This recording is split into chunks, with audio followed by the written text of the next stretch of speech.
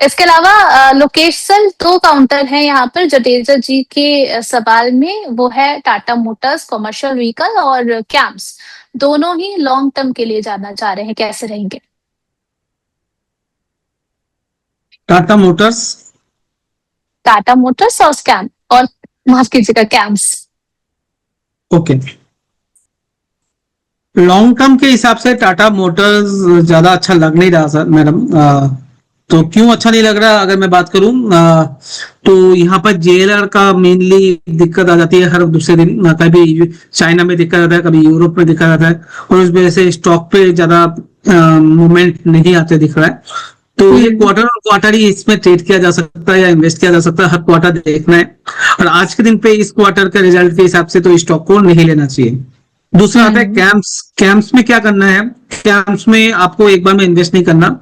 Camps और caffeine दो ही stock हैं जो म्यूचुअल फंड के जितने भी आप म्यूचुअल फंड खरीदते हो, उसका जो बाई सेल का प्लेटफॉर्म है वो कैंप्स और कैफीन के फिनटेक जिसको बोलते हैं, वो दो मैनेज करते हैं पहले। तो मेरे हिसाब से मिड टू लॉन्ग टर्म के लिए स्टॉक आपके पोर्टफोलियो में होना चाहिए, मगर एक बार में बाई नहीं करें। इसमें हर महीने का एसआईपी मोड पे धीरे धीरे लगाएं। हमने कई बार बात की आपके चैनल पे, कैंप्स, कैफिन, सीडीएसएल, एनएसडीएल। जब भी आप ये सवाल पूछते हो तो मैं सारा नाम ले लेता हूँ, बीएससी, आने वाले टाइम पे एनएससी, ये सारे स्टॉक, और एक दो म्यूचुअल फंड जैसे एचडीएफसी, एमसी, निपॉन, ये आपके पोर्टफोलियो में एक बास्केट बना के रखें। और पूरा बास्केट नहीं बना सकते तो एटीएफ में कई बार बोल चुका हूँ, Motilal Oswal capital market ETF 55 रुपए के करीब ये स्टॉक चल रहा है। बिलीव मैं बहुत दिनों से देखा नहीं है कितना चल रहा है, तो भाव मुझे नहीं याद है। 55 रुपए जितना लास्ट देखा था। अब मेरे हिसाब से ये आप लेके रखोगे और हर क्वार्टर हर मंथ में धीरे धीरे अकोमोडेट करोगे स्टॉक को, म्यूचुअल फंड को, तो आने वाले 3 और 6 साल में आपके बच्चे बहुत आपको शाबाशी देंगे और आपको आपसे ज्यादा करेंगे, क्योंकि आप उनको लिए कुछ अच्छा पैसा बना के जाओगे। चलिए, ये ज्यादा इंपॉर्टेंट फैक्टर है कि देखिए अब क्योंकि जेंजीज भी समझने लगे हैं कि इन्वेस्टमेंट काफी ज्यादा इंपॉर्टेंट है, सही डायरेक्शन में हो रहा है या नहीं वो उससे ज्यादा इंपॉर्टेंट है। अगला सवाल मीता जी का है सर, सुमितोमो को लेकर के। अच्छा, इन्होंने खरीदा है 563 के प्राइस पर, अभी चल रहा है 564, कह रही है कि कुछ ही 1-2 रुपए ही ऊपर चल रहा है सर, तो क्या बने रहना चाहिए या फिर एग्जिट कर लिया जाए? आपको कैसा लग रहा है सर? चंद्र सर? रुचि जी, ये स्टॉक अच्छा लग रहा है। 540 के स्टॉप लॉस से पोजीशन में बना रहना चाहिए। और इसके जो नेक्स्ट टारगेट जो दिखाई दे रहे हैं 580, 600, 620 के दिखाई दे रहे हैं। अच्छी जगह पे किया हुआ है, अच्छा मोमेंटम आना चाहिए शायद नेक्स्ट। चलिए ठीक है, तो बने रहने की सलाह है। इसके अलावा शुभम जी, आप इतना एंग्री इमोजी क्यों भेज रहे हैं? आपने सवाल भेज दिया है, बाकी हम पर छोड़ दीजिए। सर आज मेरा रियलिटी देख लीजिए लोकेश सर, अभी चल रहा है 118 पर। अच्छा, गुस्से में इसलिए होंगे क्योंकि इन्होंने खरीदा था 131 पर, 5000 शेयर ले रखे हैं। अब बताइए सर क्या किया जाए? एक तो मैं रियलिटी स्टॉक्स में थोड़ा सा अंडर वेट हूँ, और कई बार बोल चुका हूँ मैं अंडर वेट हूँ। ट्रेडिंग वेट अलग चीज है, अदरवाइज रियलिटी मुझे नहीं लगता आने वाले 1-2 साल चलेंगे, एंड उसमें मैं कायम हूँ। दूसरा, ये आज मेरा reality Mumbai based reality stock है, और यहाँ पर अंडर परफॉर्मेंस तो पहले से ही दिख रहा है, और ये अंडर परफॉर्मेंस कभी भी ट्रेडिंग में भी उभर के नहीं आ रहा। तो सिर्फ 100 रुपए का भाव है, इसलिए आज मेरा रियलिटी लेना सही नहीं रहेगा। और ये स्टॉक आपने मेरे हिसाब से तो अभी गलत चूज किया हुआ है। अभी ये मूव आया था 2-3 दिन का, मुझे लगता है उसी टाइम पे इन्होंने लिया है। 15 जून के करीब स्टॉक में मूव आया था। मेरे हिसाब से अब आप स्टॉप लॉस 108, 107 का रख लीजिए। अगर आपका भाव आए तो निकलने की कोशिश करें, ना कि एंट्री लेने का। और आप चाहो तो निकल के कोई पीएसयू बैंक्स देखें, केमिकल सेक्टर देखें, ऑटो एंसिलरी देखें, मैंने कई बार बोला है। यहाँ पर फार्मा स्टॉक देखे, जैसे चंद्रसेन ने रिकमेंडेशन दिया था फार्मा में सुभेन हो या मार्क्सन फार्मा हो, अब काफी अच्छा लग रहा है। ठीक है, इसके अलावा वहां पर ध्यान दे सकते हैं जी। तो यहाँ पर जो है प्राइस आए तो निकलने का देखिए। फिर पुणे वाला फिनकॉप सर, इसमें भी इन्होंने 503 पर खरीदारी कर रखी है और 498 चल रहा है, क्वांटिटी भी 2000 शेयर्स की है। अब क्या किया जाए? अच्छा, इसलिए इतना गुस्से में घूम रहे हैं कि क्या गिरावट ही गिरावट चारों तरफ।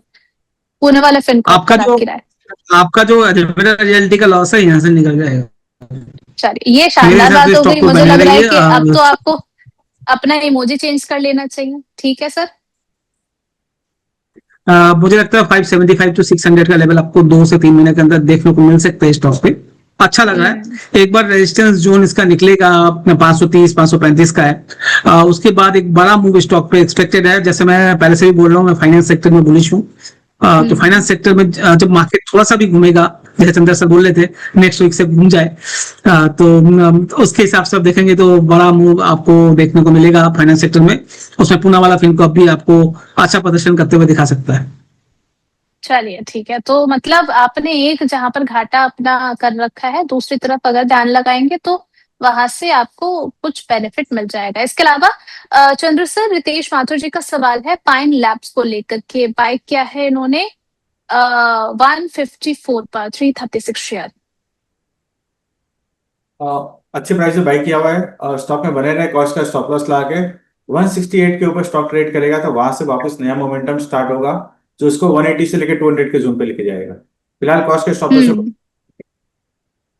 ओके। अच्छा, यहाँ पर लोकेश सर, अगला सवाल यहाँ पर आया है अनंत राज को लेकर के। क्या टारगेट इसमें आप देख रहे हैं? अनंत राज ना एक फैंसी स्टॉक बन चुका है। रियल एस्टेट का तो स्टॉक है, बट इसमें इसलिए फैंसी बन चुका है क्योंकि ये डेटा सेंटर के नाम पे बहुत ज्यादा चलता है। मगर डेटा हम्म सेंटर में ये करता क्या है, एक बिल्डिंग बनाता है, उसका रॉयल्टी लेता है, जिसको रेंट जिसको बोलते हैं हम। करेक्ट। और डेटा सेंटर के बड़ा कोई काम नहीं करता। बट स्टॉक वाइज अगर चार्ट वाइज देखेंगे तो अभी के लिए मुझे बुरा नहीं लग रहा। तो आप इसको होल्ड कर सकते हैं 570 के करीब के स्टॉप लॉस के साथ, फॉर द टारगेट ऑफ 670 675 680 के करीब का मूव इसमें आ सकता है।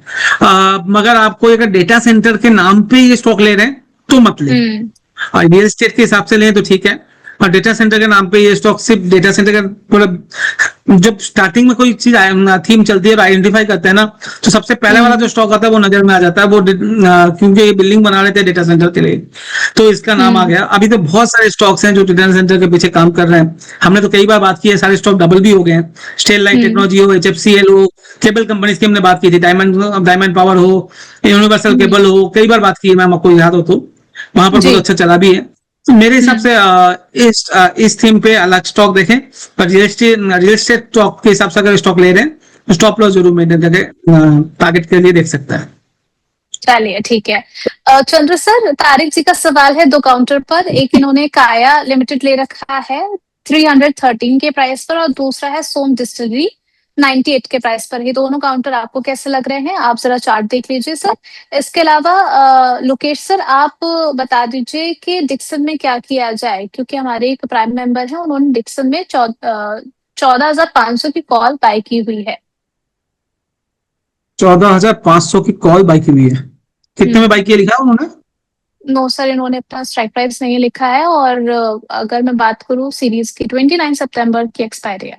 हाँ, तो 130 टू 130 का स्टॉप लॉस के साथ बने रह सकते हैं। कोई हम्म दिक्कत नहीं है। इसमें स्टॉक में अभी मूवमेंट आ रहा है तो चांसेस है जो अच्छा खासा मूव आ सकता है। मुझे नहीं पता उनका प्राइसिंग क्या है, हम्म कब उन्होंने लिया है, मगर अगर आजकल में लिया है तो ठीक है, इसमें बने रह सकते हैं। बट 130 का स्टॉप लॉस जरूर मेंटेन कर ले। जिस तरह का मूव मैं एक्सपेक्ट कर रहा हूँ, अगर वो मूव आता है तो 240 से लेकर 280-90 तक का मूव इसमें आ सकता है। मतलब यहाँ से डबल हो सकता है 4-5 दिन के अंदर ये ऑप्शन। हम्म अच्छा चंद्र सर, दोनों ही काउंटर्स पर आपके राय दोनों में ही पेन में चल रहे हैं। काया में भी इनको गिरावट का सामना करना पड़ रहा है, और सोम डिस्टिलरी 98 पे मुझे खरीदा है, काया में 74 पर चल रहा 310 है। का एक रेजिस्टेंस था, ऑलमोस्ट वो रेजिस्टेंस के पास में उन्होंने बाई किया हुआ है तो वहां से हल्का सा स्टॉक करेक्ट हम्म कर रहा है। पर ओवरऑल ट्रेंड स्टॉक का बुलिश लग रहा है। 285 के स्टॉप लॉस लाके पोजीशन में बने रहे और मेरे हिसाब से वापस इसमें अप ट्रेंड रिज्यूम होगा जो इसको 330 से 350 के प्राइस तक लेके जा सकता है। और ठीक एसटीबीए है। में 70 का स्टॉप लॉस लगा ले, उसके नीचे ट्रेड करे तो और ज्यादा वीकनेस बढ़ सकती है। ठीक है। इसके अलावा पुष्पा जी का क्वेश्चन, चंद्र सर, जीएमटीसी और टाटा पावर दोनों में ही न्यू एंट्री किन लेवल्स पे की जाए?